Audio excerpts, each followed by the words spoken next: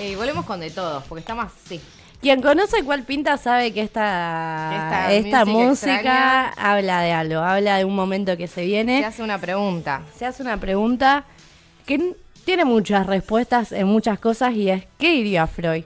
Bueno, hoy vuelvo con la columna al piso de qué diría Freud. Y bueno, hoy en este contexto... Bueno, no, hoy voy a recuperar la actividad que hicieron las compañeras de la Gustavo Legardone en Trabajo Social, una ronda de salud mental. Y nada, que claramente la entrelacé con unas noticias que se dieron esta semana. Una noticia que concretamente salió el 12 de septiembre, o sea, hace 2 días. Recién. Que es la aprobación del Plan Nacional de Salud Mental del 2023 al 2027. Bien. Principalmente yo no estaba tan al tanto de cómo se estaba conformando esto. O sea, no tenía ni idea de que se estaba planeando un plan, pero la verdad que lo que valga la redundancia, es que además y de la mano de todo lo que fue la aprobación de este plan de salud mental, está la noticia de que por primera vez en Argentina se destinó a la salud mental el 10% del presupuesto en salud, lo cual es... Hoy las obviamos a las medidas, pero acá están. Hoy las obviamos. ¿Sabes qué es lo que pasa? Que, digo, por más de que uno diga, wow, la ley de salud mental está desde el año 2010 y desde el 2013 reglamentada, que en el 2023 sea el primer año en el que se aplique el 10% de salud, es un gran avance a festejar con todas las cosas que marcamos siempre dentro de lo que es la plena implementación nacional de la ley de salud mental.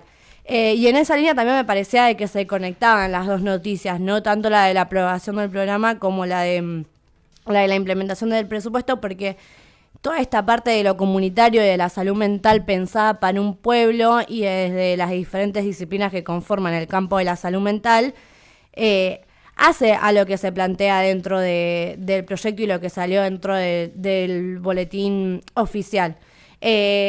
La aprobación del Plan Nacional de Salud Mental se da después de un encuentro del Consejo Federal de Salud en el que los ministros y las ministras de salud de todo el país acordaron avanzar de manera federal también en la implementación del plan, de lo cual también va a depender mucho el éxito o no de esta política apuntada específicamente a reforzar aquellos dispositivos que se tienen que encargar de la plena implementación de la ley de salud mental.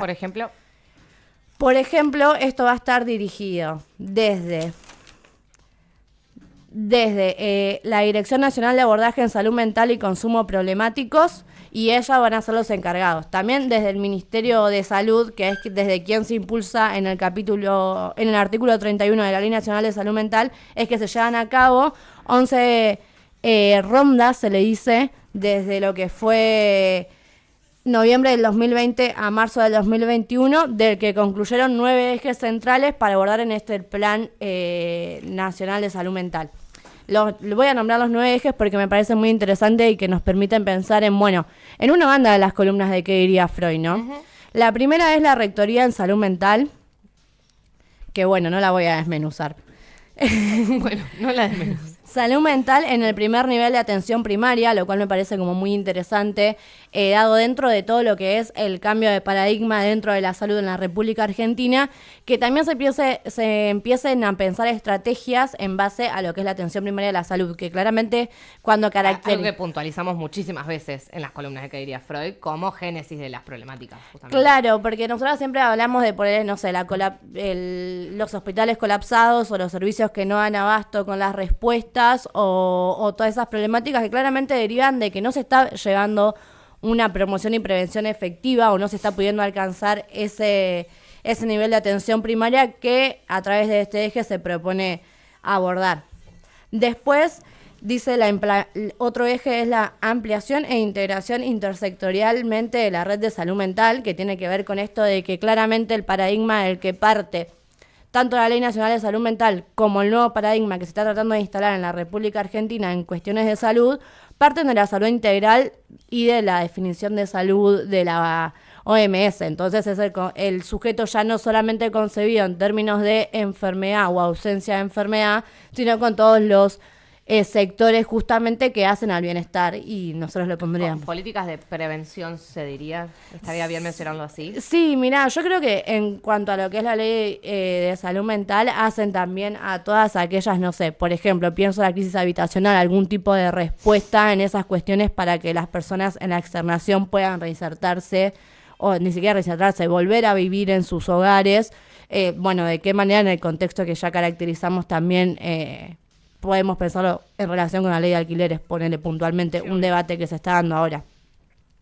Después, este eje también me pareció muy interesante, que es la salud mental en el Hospital General, porque también algo de lo que lo permite pensar es, bueno, la salud mental no es solamente un paciente que utiliza un dispositivo, sino que la salud mental en todos los niveles. En un hospital general, desde el paciente que viene a la guardia y precisa atención primaria en salud, hasta el médico que también todo el tiempo está expuesto a situaciones en las que claramente pueden aparejar distintas dificultades a la hora de hablar concretamente de salud mental, y que claramente que hablemos en un hospital general de salud mental es muy importante. Digo, es importante hablarlo en todos lados, pero muchas veces se invisibiliza el rol de esas personas que están al servicio del pueblo o al servicio y en contacto con la gente, y se piensa que es una especie de superhéroe que después no tiene ningún tipo de consecuencia psíquica o algún tipo de padecimiento y termina siendo aún peor. Entonces me parecía como también muy interesante ese. Después es la profundización de la adecuación de los dispositivos monovalentes de internación en salud mental hasta la sustitución definitiva de los mismos. Ese me ha matado. Que esto es... conlleva. Esto, por ejemplo, cuando hablamos del Basaglia, acá el centro Basaglia, que no estaban funcionando, por ejemplo, que no tenían gas, luz, cuestiones básicas. Básicamente lo que plantea este eje es que, bueno, la adecuación de los dispositivos monovalentes que ya están funcionando, que ya tendrán que estar desmantelados para el año 2020, que claramente no se pudo llevar porque hubo un gobierno neoliberal en el medio, también caractericémoslo, es que, bueno, por lo menos hasta que puedan dejar de funcionar definitivamente por las múltiples características, vuelvo de nuevo a la crisis habitacional puntualmente, puedan brindar un servicio que sea en pos también de lo que plantea el plan de salud mental.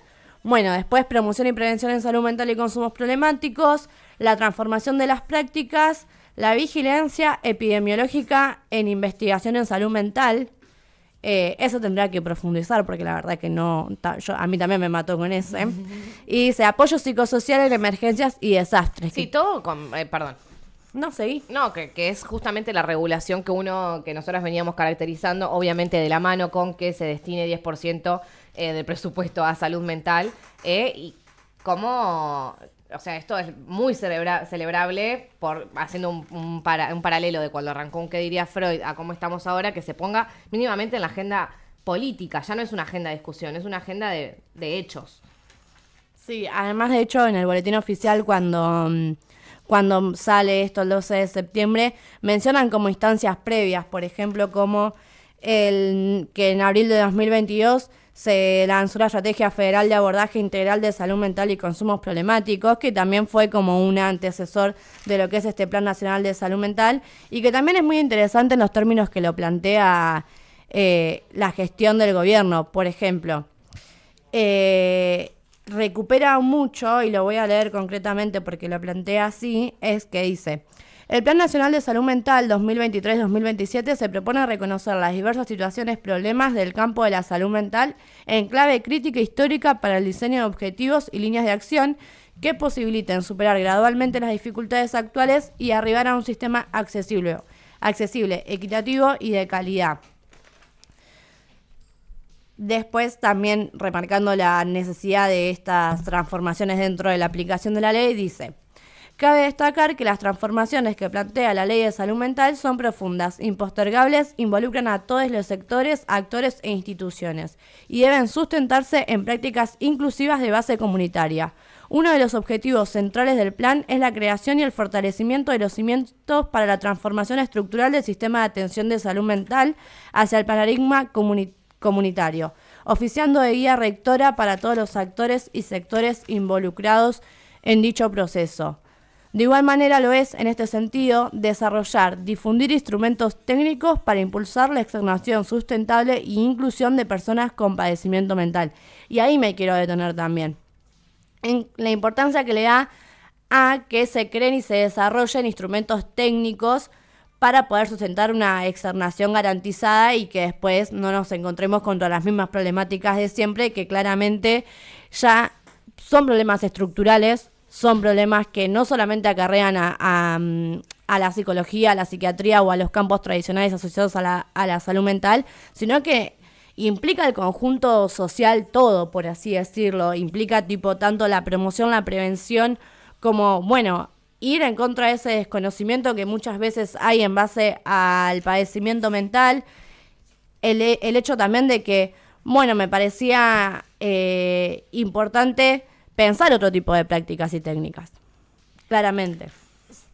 Técnicas, sí, perdón, me llamó la atención, prácticas y técnicas, pero además pensaba en que se aborde, o sea, me parece, que es un abordaje sumamente integral. De hecho, me sorprendió muchísimo. Si no me lo traías a la columna, no había leído, no había profundizado la noticia, y es algo que nos pone muy contentos acá.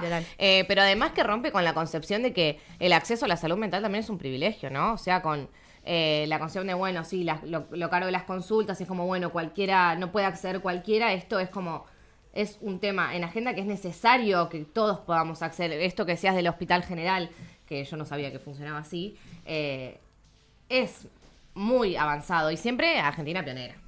Sí, yo creo que ahí también, sí, hace falta ponerse la camiseta, y también creo que son momentos de ver el vaso medio lleno, ¿no? Tipo, es un avance en derechos humanos, concretamente siempre nosotros lo puntualizamos. Creo que igual, claramente, siempre hay que estar en estado de alerta y siguiendo cómo se implementan estas políticas, porque puntualmente después hay muchas veces de que y no es tanto claramente que hay una falta de presupuesto en centros como el Basalia, que no se me para de venir a la mente desde que empecé la columna, sino de que también hay una falta de capacitación en las herramientas para abordar el padecimiento mental, y que tienen que ver con un tipo de abordaje que fue desaparecido de las historias prácticas de la psicología en nuestro país, que es el abordaje grupal o comunitario. O sea, digo, siempre que nosotros nos ponemos a hablar del campo de la salud mental en nuestro país, hace falta mucho volver a la historia y de cómo se constituyó hasta lo que es hoy en día, porque esta ley de salud mental reivindica en el 2010 las luchas de muchos compañeros que fueron desaparecidos y detenidos durante la última dictadura cívico-eclesiástica y militar. Y eso no es casualidad, porque hay una concepción de sujeto a través de los derechos humanos que está en pleno auge cuando se instaura la última dictadura cívico-eclesiástica y militar en nuestro país, y desaparecen prácticas comunitarias y sociales que apostaban a la reconstrucción del lazo social. No prácticas que quedaban. Primero que nada, la institución manicomial pensada como tal era impensable dentro de ese modelo, pero por ejemplo, una de las terapéuticas que era muy importante en las pruebas piloto que se llevaron y después se interrumpieron porque justamente empezaron a ser consideradas subversivas, era una asamblea con todos los pacientes del hospital, en el cual pudieran ellos mismos dar cuenta de las problemáticas que abordaban dentro del hospital. Y hoy en día, con toda la instauración de los mitos y de las creencias que se encargaron de promulgar por la sociedad, se cree que es imposible que un paciente que esté utilizando un servicio de salud mental pueda hacer una intervención en una asamblea. Y mismo la gente que la llevaba a cabo decía que al principio era muy difícil y que claramente no se podía o se ponían a hablar, pero que al empezar a conformar ese espacio le daba como una banda de terapéutica a algo que vos no podés meter ni académicamente ni de otra manera. Claramente era un tipo de abordaje que pensaba en un sujeto con su subjetividad, además de su padecer. Si nosotros reducimos todo a los padeceres y reducimos todo al sufrimiento o a lo psíquico, perdemos al sujeto de vista.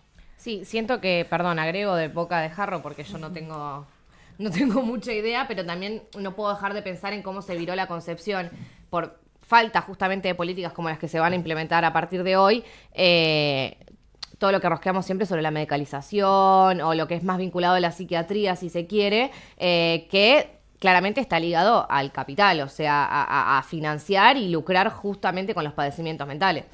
Sí, justo hoy también, como cuando estamos en la ronda de salud mental con las compas de trabajo social, surgió esto de que, bueno, el loco también históricamente fue concebida así porque no era productivo para el sistema. Entonces, esa persona apartada de la sociedad que se intentó ocultar dentro de un manicomio que funciona con la misma idea que lo que es una cárcel. Bueno, sacamos de la vista lo que es indeseable para nuestra reproducción social y nos quedamos con todo lo que es moralmente aceptado. Y creo que el hecho de la externación y de sacar el hospital afuera es un avance que necesita, junto con el reconocimiento del avance, el verdaderamente ponerle un freno a la salud mental como privilegio y la verdaderamente inclusión de los servicios funcionando, cumpliendo la demanda de la población argentina en los dispositivos que necesitan de ellos. Nada, eso. Impecable. Vamos, somos país, vamos a Argentina, loco, vamos que damos vuelta en octubre. Vamos, Argentina.